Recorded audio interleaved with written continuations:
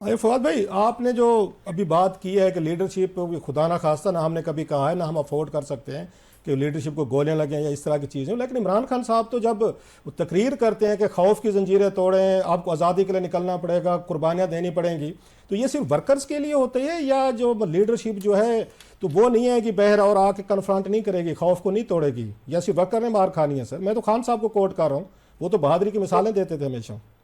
तो सबसे पहले गोली किसको लगी है? इमरान खान को लगी है। सबसे पहले लीड रैली किसने की है? इमरान खान ने की है। सबसे ज्यादा टफ सिचुएशन को किसने फेस किया है? इमरान खान ने फेस किया।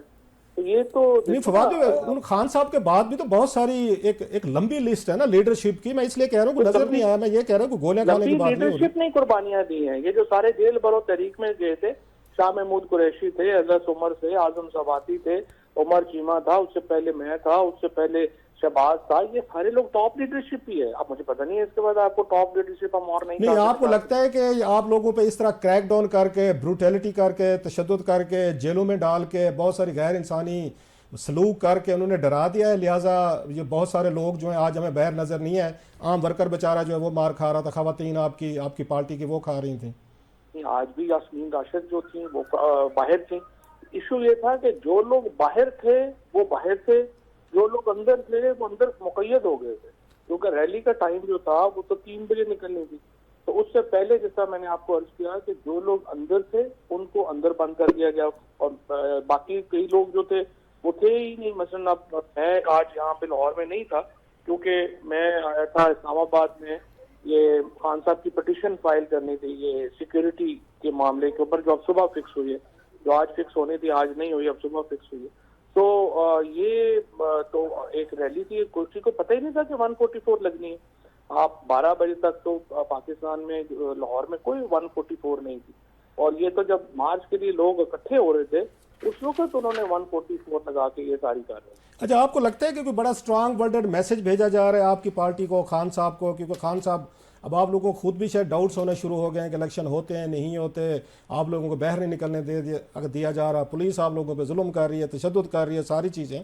तो लगता है कहीं से कोई पावरफुल सर्कल्स आपको मैसेज भेज रहे हैं कि भाई साहब अब हम कोई रियायत नहीं है, अब ज़ीरो टॉलरेंस पे जाएंगे और ये पार्टी को बिल्कुल मुश्किलात का सामना करना पड़ रहा है?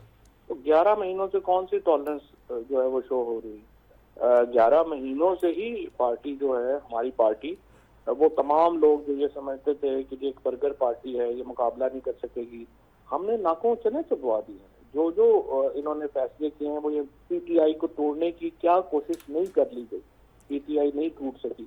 उसके बाद आके पंजाब के इलेक्शनों में क्या नहीं कर लिया गया, पंजाब के इलेक्शनों में शिकस्त फाश हुई हुकूमत को।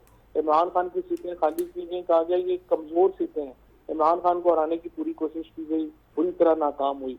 उसके बाद जो 186 लोग इन्होंने कहा हम पूरे नहीं कर देंगे, सारे एमपीए जो हैं वो इकट्ठे हुए। उसके बाद इन्होंने कहा कि असेंबली हम टूटने देंगे, असेंबलियां टूटी।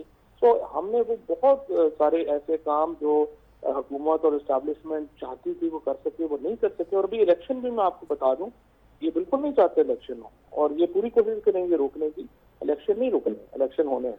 अच्छा फवाद भाई, आपको याद होगा इमरान खान साहब अपनी तकरीरों में जब प्राइम मिनिस्टर थे वो बार बार एक बात कहते थे कि मुझे एब्सोल्यूट पावर्स चाहिए, लाइक रशियंस, लाइक ये चाइनीज़, लाइक सऊदीज़, इन मॉडल्स की वो बड़ी बात करते थे, जिससे उन पर एतराज़ भी होता था कि खान साहब जो है मोनार्क बनना चाहते हैं, मिस्टर प्यूटन बनना चाहते हैं, और उसमें बादशाहत लाना चाहते हैं कि जिस पे उन पे कोई पूछ गछ ना हो। तो आज आप यही इल्ज़ाम इन पे भी लगा रहे हैं, जो नज़र भी आ रहा है जिस तरीके से आपकी पार्टी के साथ सलूक हो रहा है।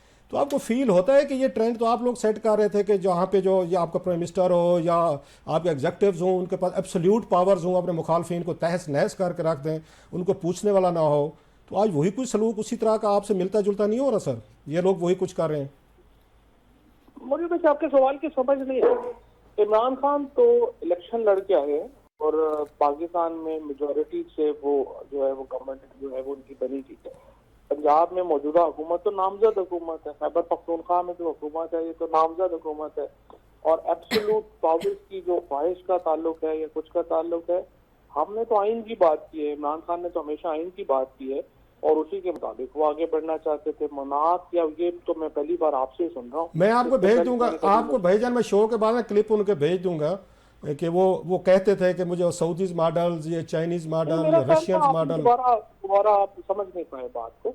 बात हो रही थी कि जी उन्होंने ये बात कही थी, जहाँ तक मुझे याद पड़ रहा है, जो आपने रेफर किया है, आप again out of context mention किया है, वो कि जी आप नवाज शरीफ से और उनसे पैसे क्यों नहीं निकलवा सके, और सऊदी अरेबिया ने इतना, तो उन्होंने कहा कि सऊदी अरेबिया वाला निज़ाम हमारे पास नहीं है। अगर वहाँ जैसे इन्होंने वहाँ पे पैसे निकलवाए, अगर वहाँ यहाँ पे होते तो यहाँ पे भी नवाज शरीफ से पैसे निकल आते, कोई मसला नहीं था। वो इस कॉन्टेक्स्ट में बात होती। अरे फवाद भाई, खान साहब एक बड़ा मुतालबा ये मुसलसल कर रहे हैं कि जनरल बाजवा साहब का कोर्ट मार्शल होना चाहिए। आपकी इस पे क्या व्यू है सर? जनरल बाजवा साहब का जी जी, वो कहते रहे कि इनके खिलाफ एक्शन होना चाहिए। यूक्रेन के इशू के ऊपर उन्होंने कहा है कि जी अपना उन्होंने जो सिविल गवर्नमेंट की जो हमारी पॉलिसी थी, देखिए जब हमने रशिया का दौरा किया था, वो दौरा बड़ा कोऑर्डिनेटेड था, उसमें फौज समेत तमाम जो हमारे इदारे थे वो उसमें शामिल थे। और बाद में जो उन्होंने बयान दिया वो यकीनन नेशनल सिक्योरिटी कमेटी का जो हमारा एलामिया था और सिविल गवर्नमेंट की जो पॉलिसी थी उससे मुतसादम था, और उस ज़मन में ये कह रहे हैं कि उन्होंने डिसिप्लिन का